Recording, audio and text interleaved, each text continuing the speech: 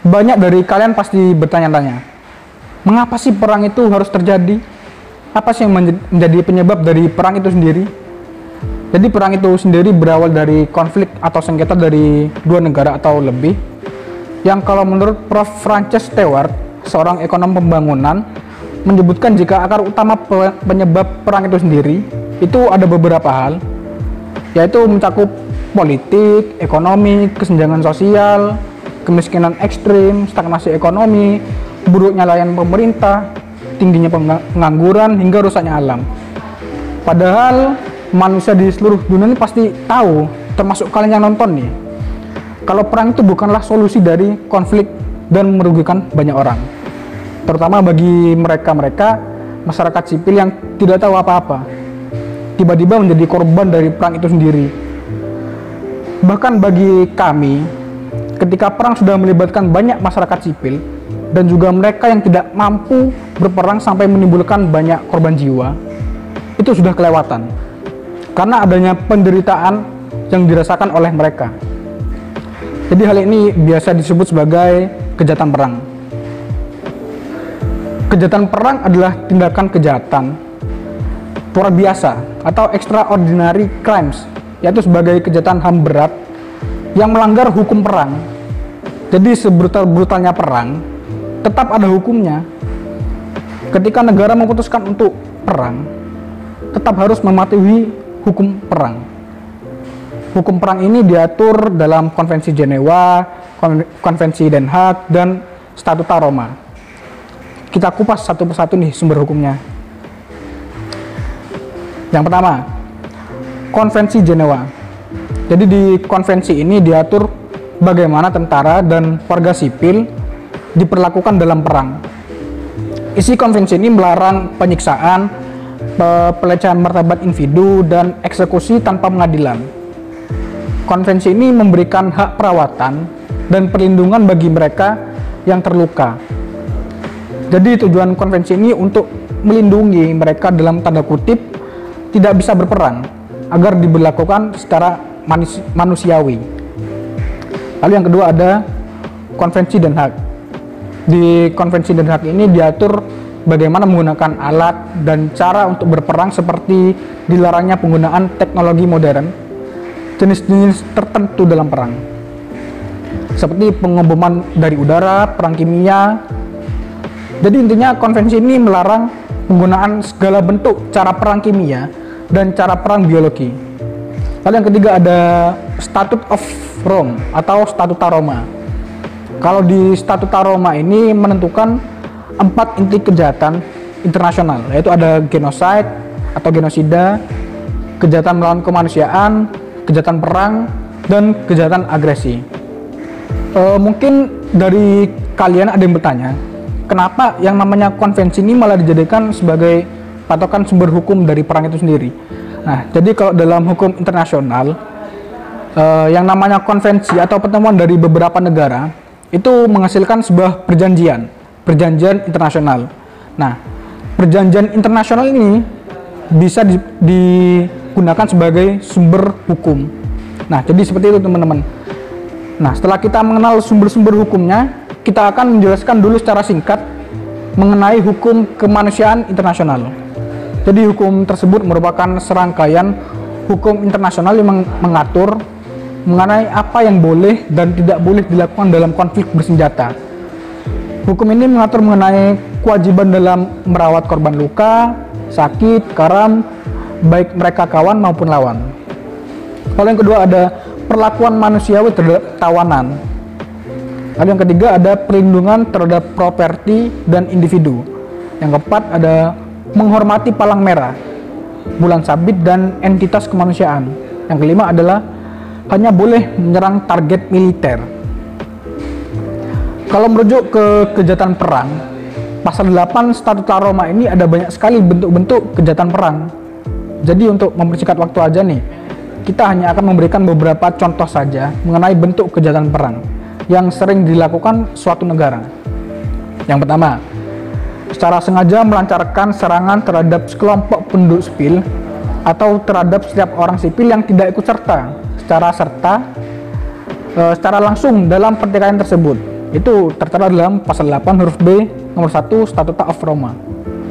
Lalu yang kedua, secara sengaja melakukan serangan terhadap objek sipil, objek yang bukan sasaran militer.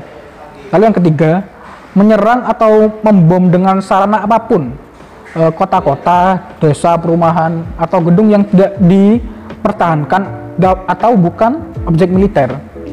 Lalu yang keempat, membunuh atau melukai seorang lawan yang setelah meletakkan senjata atau tidak mempunyai sarana pertahanan lagi, telah menyerahkan diri atas kemauannya sendiri. Lalu yang kelima, secara sengaja melakukan serangan terhadap gedung-gedung yang digunakan untuk tujuan keagamaan, pendidikan, kesenian, keilmuan, dan sosial, momen bersejarah, rumah sakit, dan tempat di mana orang-orang sakit dan terluka dikumpulkan, sejauh bahwa tempat tersebut bukan objek militer. Berbicara mengenai perang, ada konflik antar negara yang saat ini masih terjadi. Yap, perang antara Rusia dan Ukraina. Puncak memanasnya konflik kedua negara ini bermula ketika Ukraina menjadi mitra dari NATO, yang artinya ada kemungkinan di masa depan Ukraina bisa saja bergabung dengan NATO. Ketika Ukraina bergabung dengan NATO, maka NATO akan membangun pangkalan militer di Ukraina. Hal ini tentu menjadi ancaman bagi Rusia, karena latar belakang NATO dan Rusia ini sangat tidak baik.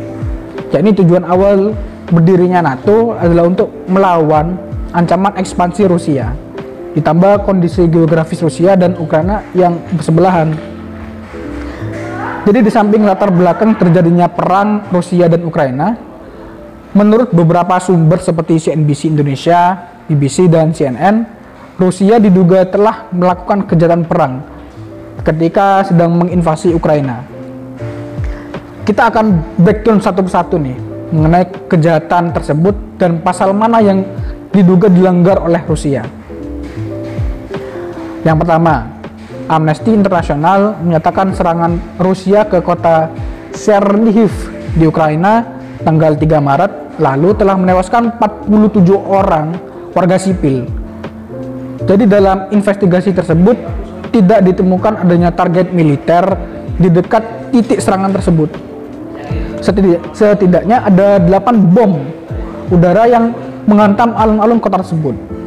Nah, dalam peristiwa ini nih, apabila memang Rusia telah terbukti melakukan serangan tersebut terhadap warga masyarakat sipil, maka dapat dipastikan bahwa Rusia telah melakukan kejahatan perang dan melanggar pasal 8 huruf B nomor 1 dan 2 Statuta of Roma, yaitu yang pertama, secara sengaja melancarkan serangan terhadap sekelompok penduduk sipil atau terhadap setiap orang sipil yang tidak ikut serta secara langsung dalam pertikaian tersebut.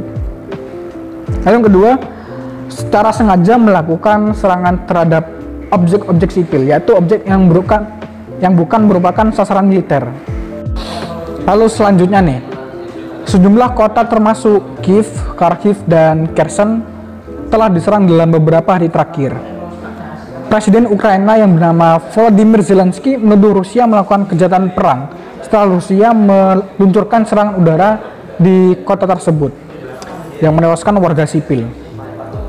Jika ditinjau dari Statuta of Roma, apabila memang dibenarkan bahwasanya Rusia terbukti melakukan pengeboman terhadap kota-kota tersebut, pasal 8 huruf B nomor 5 berlaku, yaitu menyerang atau membom dengan sarana apapun kota-kota, desa, perumahan atau gedung yang tidak dipertahankan atau bukan objek militer.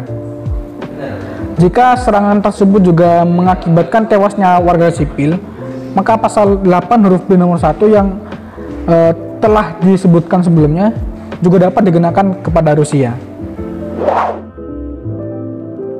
Lalu muncul pula pertanyaan, apabila suatu negara terbukti melakukan kejahatan perang, bagaimana pertanggungjawaban yang akan dikenakan kepada negara tersebut? Jadi dalam Statuta Roma diatur pula mengenai pertanggungjawaban pidananya, yaitu tanggung jawab pidana perorangan dan pertanggungjawaban komando. Jadi kalau dalam tanggung jawab pidana perorangan ada di pasal 25, Statuta Roma.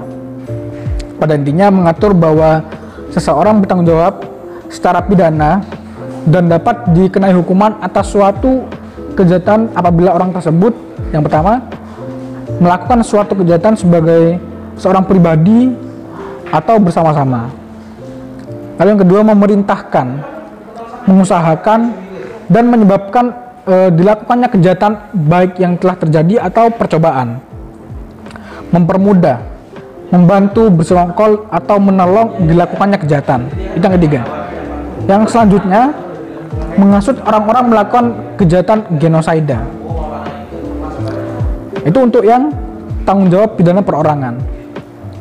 Kalau yang tanggung jawab komandan dan atasan lainnya, yakni pertanggungjawaban komando, itu diatur dalam pasal 28 Statuta of Roma, yang pada dasarnya seorang individu merupakan subjek hukum internasional yang dalam kapasitas sebagai komandan dapat dipertanggungjawabkan secara pidana atas tindakan bawahan atau kesatuan yang dipimpinnya yang melakukan kejahatan perang, kejahatan terhadap kemanusiaan, kejahatan terhadap perdamaian, atau kejahatan genosida. Prinsip ini berawal dari konsepsi hukum militer, di mana seorang komandan memiliki tanggung jawab yang penuh terhadap semua kegiatan yang berlangsung di kesatuannya, baik secara langsung maupun tidak langsung. Prinsip pertanggungjawaban pidana komandan telah diatur dalam berbagai instrumen hukum internasional seperti Konvensi Jenewa 1949, demikian juga dalam Statuta Mahkamah Pidana Internasional, di mana seorang komandan militer dapat dipertanggungjawabkan secara pidana atas kejahatan yang dilakukan pasukan yang berada di bawah komandonya secara efektif. Itulah beberapa ulasan dari kami selaku mahasiswa hukum mengenai kejahatan perang. Perlu ditegaskan kembali bahwasannya dari penjelasan di video ini murni dari opini kami. Jadi kalau misalnya ada yang mau didiskusikan atau bahkan ada yang ingin menyanggah opini kami, silakan tulis di kolom komentar. Thank you for watching. See you next time and have a great day.